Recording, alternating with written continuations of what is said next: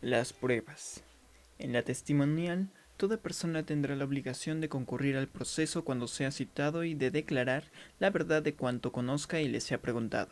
Además, no deberá ocultar los hechos o circunstancias o cualquier otra información que sea relevante para la solución de la controversia, salvo alguna disposición en contrario. Sobre esto, el testigo no estará en la obligación de declarar sobre hechos por los que se le puede fincar la responsabilidad penal.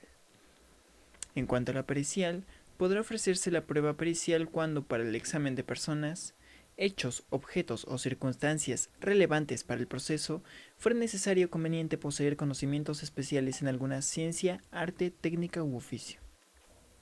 En ese sentido, los testigos, peritos o el acusado responderán directamente a las preguntas que les formulen el Ministerio Público, el defensor o el asesor jurídico de la víctima, en su caso.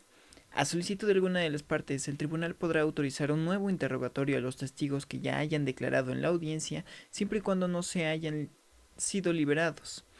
Al perito se le pondrán formular preguntas con el fin de proponerle hipótesis sobre la materia del dictamen pericial, a las que el perito deberá responder atendiéndose a la ciencia, la profesión y los hechos hipotéticos propuestos. Después del contrainterrogatorio, el oferente podrá repreguntar al testigo en relación a lo manifestado. En la materia del contrainterrogatorio, la parte contraria podrá recontrainterrogar al testigo respecto de la materia de las preguntas. Toda pregunta deberá formularse de forma oral y versará sobre un hecho específico.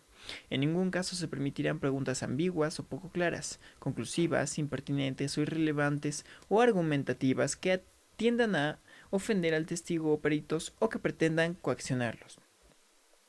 Las preguntas sugestivas solo se permitirán a la contraparte de quien ofreció al testigo en contrainterrogatorio. La objeción de preguntas deberá realizarse antes de que el testigo emita respuesta. El juez analizará la pregunta y su objeción y en caso de considerar obvia la procedencia de la pregunta resolverá de plano.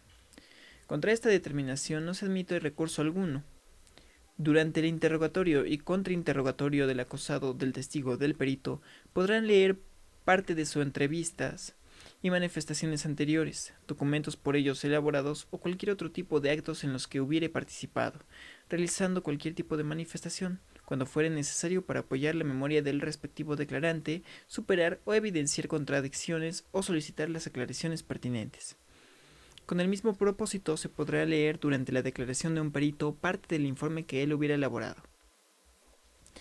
En cuanto a la prueba documental y material, se considerará documento a todo soporte material que contenga información sobre algún hecho.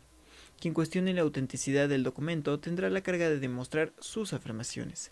El órgano jurisdiccional, a solicitud de los interesados, podrá prescindir de la lectura íntegra de documentos o informes escritos, o de la reproducción total de una videograbación o grabación para leer o reproducir parcialmente el documento o la grabación en la parte conducente. En caso de que los datos de prueba o la prueba se encuentren contenidos en medios digitales, electrónicos, ópticos o de cualquier otra tecnología y el órgano jurisdiccional no cuente con los medios necesarios para su reproducción, la parte que las ofrezca los deberá proporcionar o facilitar. Cuando la parte oferente, previo apercibimiento, no provea del medio idóneo para su reproducción, no se podrá llevar a cabo el desahogo de la misma. La declaración del acusado. El acusado podrá rendir su declaración en cualquier momento durante la audiencia. En tal caso, el juzgador que presida la audiencia le permitirá que lo haga libremente o conteste las preguntas de las partes. En este caso, se podrán utilizar las declaraciones previas rendidas por el acusado, para apoyo de memoria, evidenciar o superar contradicciones, y el órgano jurisdiccional podrá formularle además preguntas destinadas a aclarar su dicho. Además de las pruebas previstas en el Código Nacional de Procedimientos Penales, podrán utilizarse otras pruebas cuando no se afecten los derechos fundamentales. Aparte, el Tribunal de Enjuiciamiento podrá ordenar la recepción de medios de prueba nueva, ya sea sobre hechos supervenientes o de los que no fueron ofrecidos oportunamente por alguna de las partes, siempre que se justifique no haber conocido previamente de su existencia. Si con ocasión de la rendición de un medio de prueba surgiere una controversia relacionada exclusivamente con su veracidad, autenticidad o integridad, el Tribunal de Enjuiciamiento podrá admitir y desahogar nuevos medios de prueba, aunque ellos no hubieran sido ofrecidos oportunamente, siempre que no hubiera sido posible prever su necesidad. En cuanto a la legitimación de la prueba no tendrá valor si ha sido obtenida por medios de actos violatorios de derechos fundamentales o si no fue incorporada al proceso conforme a las disposiciones del Código Nacional de Procedimientos Penales.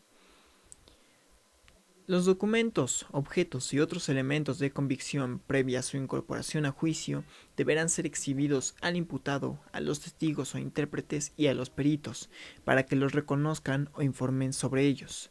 Solo se podrán incorporar a juicio como prueba material o documental aquellas pruebas que hayan sido previamente acreditadas.